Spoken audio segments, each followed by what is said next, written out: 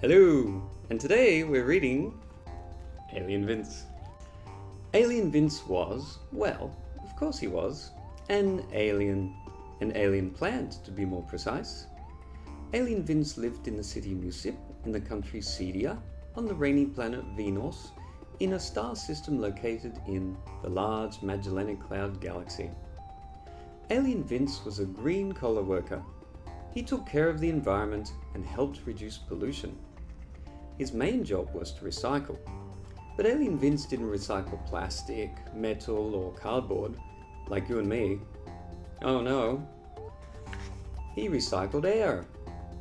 Being a plant, he would go to homes and businesses and just suck in bad air and push out good air.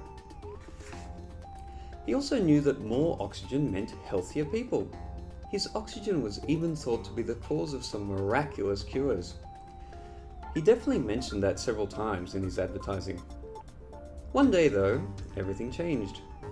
Alien Vince was out for his usual shuffle when he came across an incredibly strange looking machine being wheeled into a building.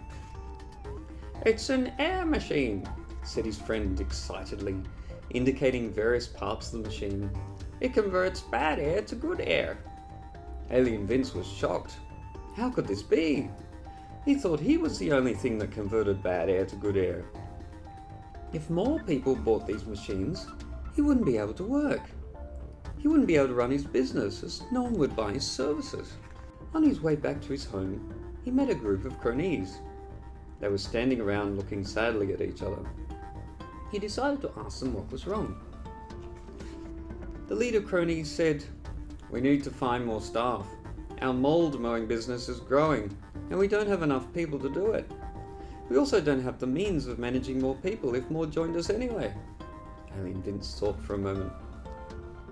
"Why don't you work out what it is you do so well and put it into a step-by-step plan, then sell it as a system people can use, along with permission to use your business name?" "Wow," said the cronies manager.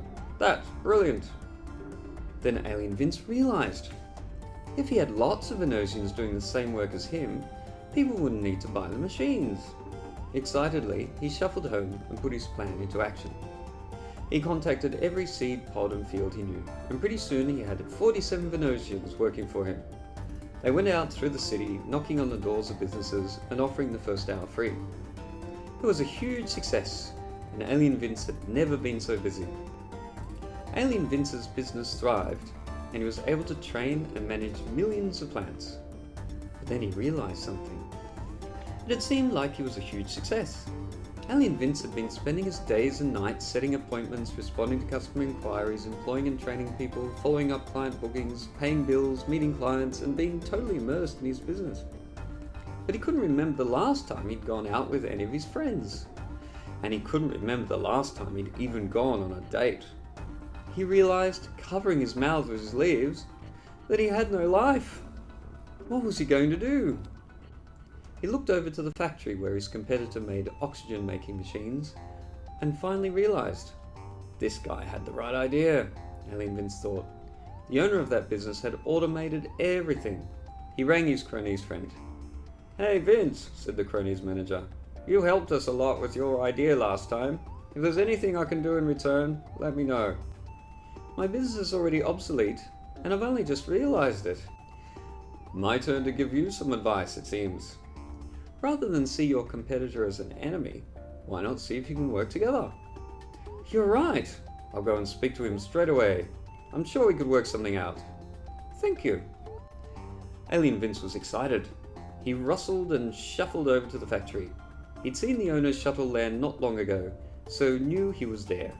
He'd never met him, but Alien Vince was sure that he had a great plan to offer him. He went inside. Alien Vince was surprised to see that there was a Venosian at the front of the desk.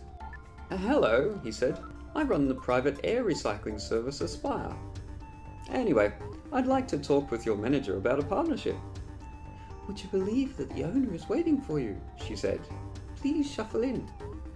Alien Vince was surprised, but shuffled over and pushed the door open. He was even more surprised to find that the owner was a female. A gorgeous female Venosian in full bloom, as it happened. He fell immediately in love with her. Vince, she began, I'm Diona. It's very nice to meet you. She shook one of his leaves. I'd like to hear your proposal. Alien Vince nervously outlined his idea. Alien Diona thought for a minute. All those ideas are good, and we can definitely use more people with your experience. But actually, what I'm really interested in is your extensive customer list. You see, Alien Diona continued, leaning closer and stroking one of Alien Vince's leafy arms. We both want the same thing. We both want to have a great life and still help as many of the Venusians have jobs as possible.